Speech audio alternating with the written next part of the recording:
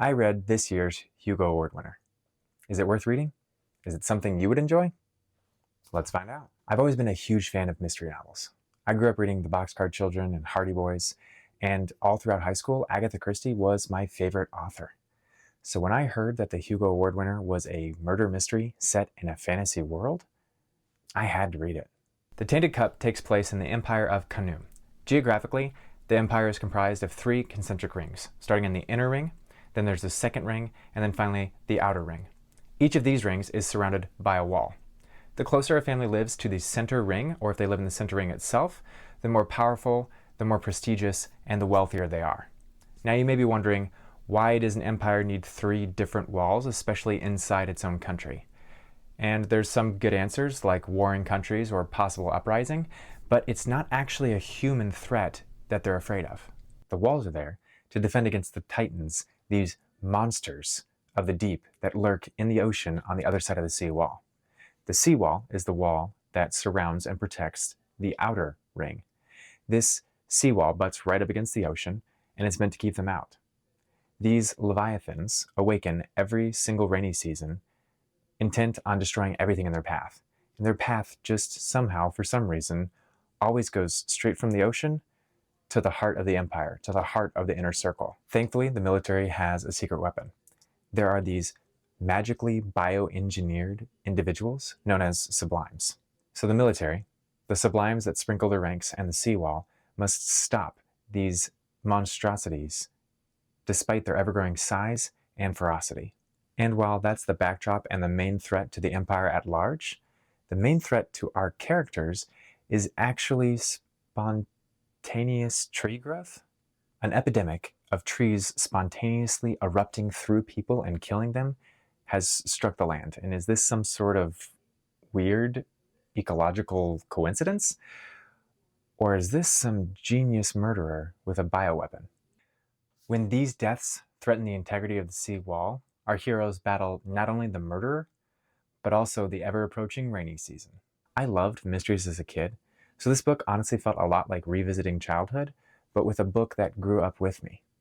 The way this book grappled with morality, a need for a sense of belonging, and a struggle with one's own weaknesses, leaving you with a feeling of inadequacy, was a little bit deeper than Shaggy and Scooby eating food and stumbling into solutions.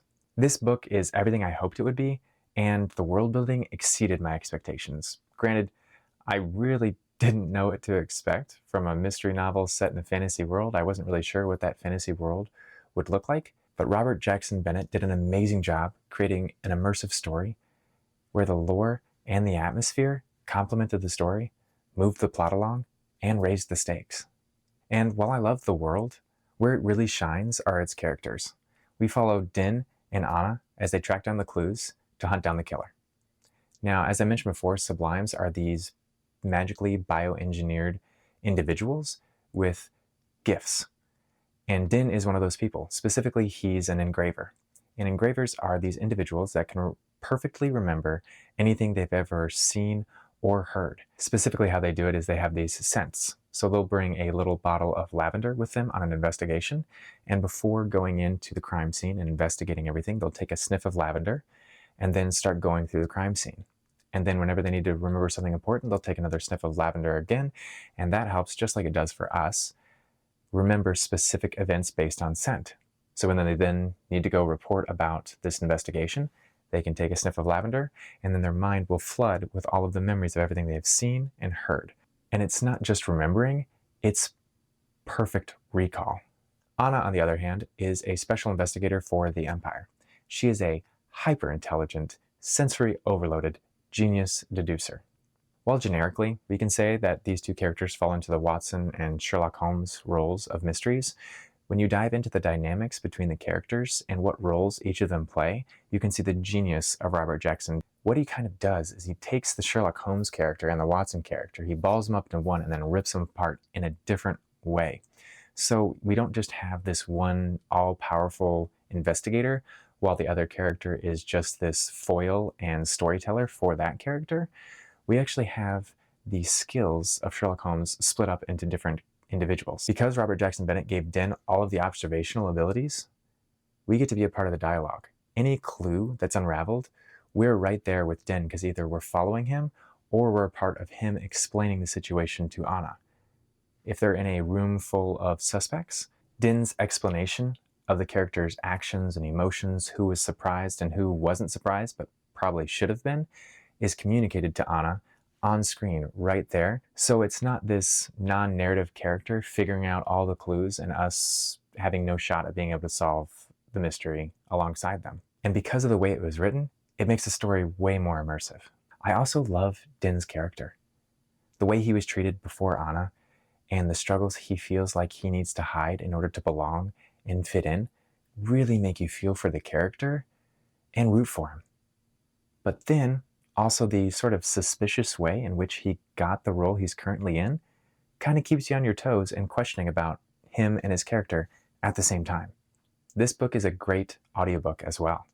If that's something you're more into, this would be a great one to pick up. The narrator does a fantastic job with both Din, but also specifically Anna and her idiosyncrasies and how eccentric she is. Robert Jackson Bennett did something else that I love. I love when authors shout out another work of fiction, and a lot of times I feel like it's the work of fiction that inspired them to write what they're writing. And Robert Jackson Bennett did exactly that with Sherlock Holmes. And what I love is he threw in two of Sherlock Holmes's catchphrases in a very subtle way, but the words he used weren't exact quotes. So the first one is "the game's afoot." Sherlock Holmes, obviously one of his catchphrases, and the way he weaved it into his story was very subtle, but I still caught it. I loved the little shout out. The other one is the very famous Sherlock Holmes quote, which goes something like, "Once you've eliminated the impossible, whatever's left, no matter how improbable, must be the truth."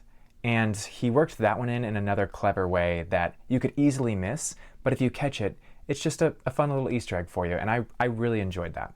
The plot is unique, the characters are fascinating, the pacing is perfect, and every loose end gets resolved.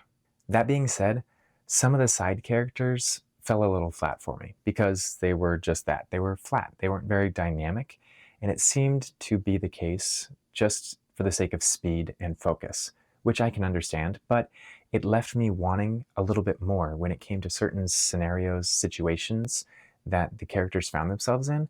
I wanted to feel more emotion during certain scenes that I just didn't quite feel because I didn't feel as connected to those characters as I would have liked. And while everything was resolved, it left me with this wanting more feeling, which I can't quite explain because I thoroughly enjoyed it, but I almost feel like I wish there would have been one less loose end to tie up.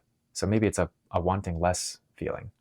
I think there was one loose end that stretched just a little bit further than I would have liked it to, and it weakened how I felt about some of the other twists. But overall, this book left me wanting to read the second book. Ultimately, this book was a 4.5 out of 5-star read for me. I think it's perfect for anybody who loves mystery but may want a taste of something new. And I think it's also great for anybody who loves fantasy and maybe just wants a fun little romp through a new magical world. If you enjoyed this video, please like and subscribe. It really helps out the channel. And if there's any other Hugo Award winners or nominees that you think I should read, leave them in the comments below. I'd love to hear them. That's it for this one. Thanks so much for watching, everybody, and I'll see you in the next one.